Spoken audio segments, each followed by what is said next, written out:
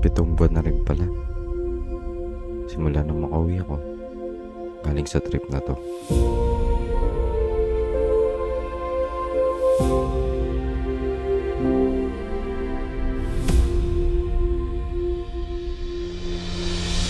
Unang beses ko makalabas ng bansa. Marami akong napuntahan, naranasan, at natutunan. May mga tao nga na magka-crossover lang sa buhay natin no? Makakasama mo, makakabuo kayo ng masasayang mga alaala. At alam ko, hindi lahat ng bagay sa mundo na to ay panghabang buhay. Pero kahit umalis man sila, maalala ko naman yung mga bagay na sabay-sabay kaming tumawa. Dati, takot ako mag-isa. Pero dahil sa mga nangyari sa trip na to, nakita ko na kaya ko pala. 7 buwan? Ang tagal din no? Pero ito na mga man.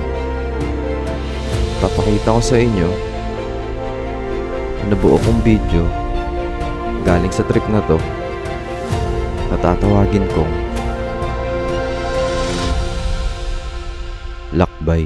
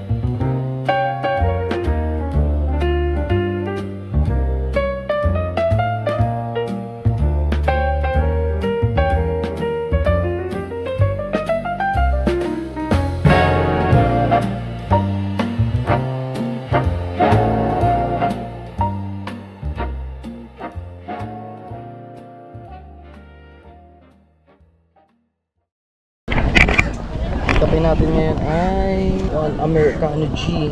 Eh, gangsta yung Americano natin. May event dito dun. Nandito na ako sa Singapore, bilis ng oras. Solo flight ako. Ito yung Merlion, ito yung Marina Bay. Tama ba? Si Lion talaga siya eh. Kaya Merlion. Ito naman Fountain Lion.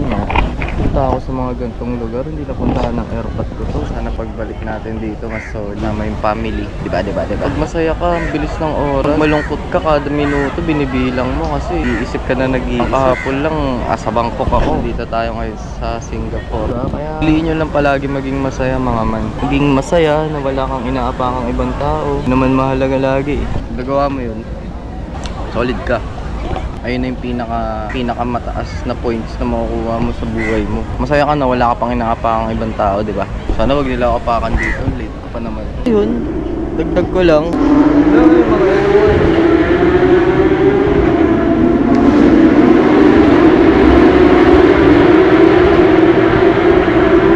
Di ba po, kaya na nakakarinig ako mga V10 engine.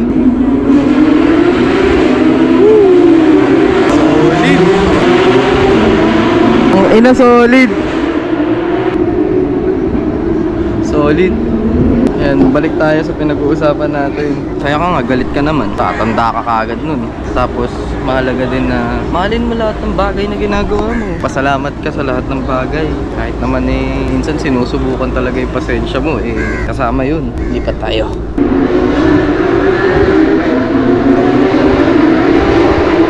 Ayun, piliin nyo maging masaya.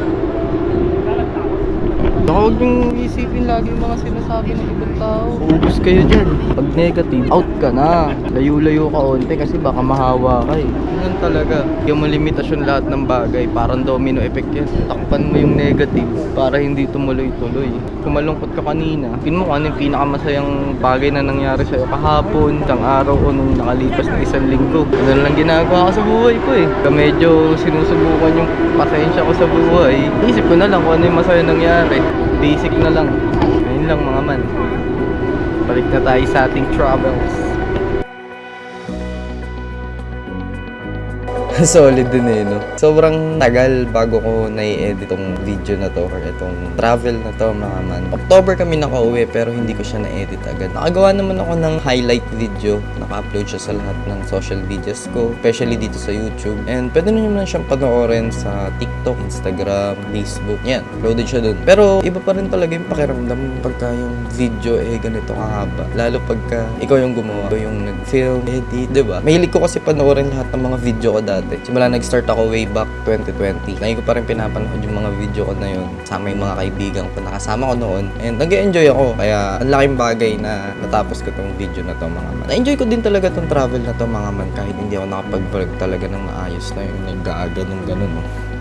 Na-enjoy ko to dahil syempre first time ko makapag-ibang bansa or maka-travel abroad. Tapos yung isang highlight travel ko dito is yung nabili ko yung sapatos na gusto ko yung Golden Goose. Kahit second hand, nabili ko siya. Tsaka yung bracelet ko na sinusuot lagi hindi ko siya suot ngayon kasi medyo mainit, nakakairita. Yung yellow, nabili ko siya sa Thailand. Actually handmade siya binuo siya piece by piece. Hindi sa mabuo siya as bracelet. Tapos ayun, mga man, habang nag-edit ako, nakita ko din na ang daming kulang.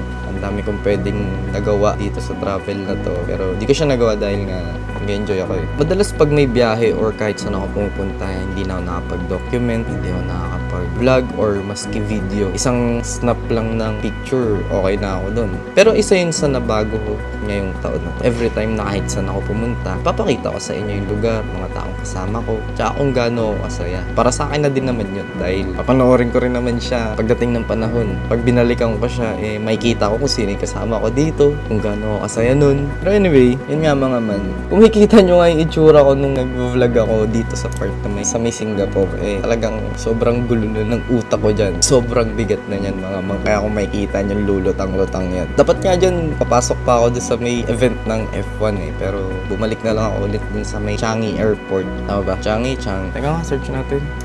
Changi Airport. Ayan. Singapore Changi Airport nga. Pero ayun, kape muna ako. Tapos habang nagkakape ako, punta ako dun sa smoking area. Lumapit sa akin na isang lalaki. Nakala ko ibang lahi din.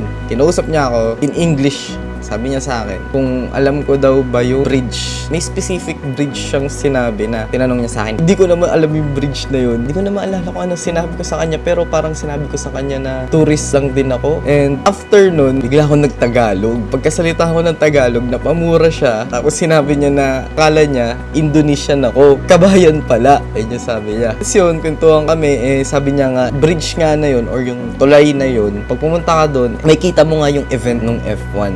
Actually, may picture ako na itong taon to tsaka nung asawa niya Ito. Ayan. Ayan sila.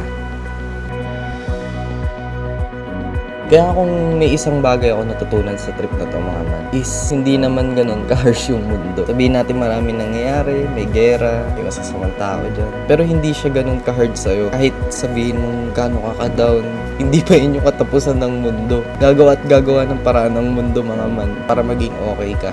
Gagawa at gagawa siya ng paraan para hindi ka sumuko at tumigil. Yun lang. At yun, kung umabot ka dito, maraming salamat sa panonood. I-like mo na rin yung video kung nag-enjoy ka. I-share mo na rin para naman madagdagan na yung mga subscribers ko kasi may mga nag-a-unsubscribe dyan 202 na siya kahapon. Tapos kanina, naging 201 ulit. Tapos naging 202 na naman. Pero, ayun nga, i-share mo na rin. Malaking tulong yan. Peace!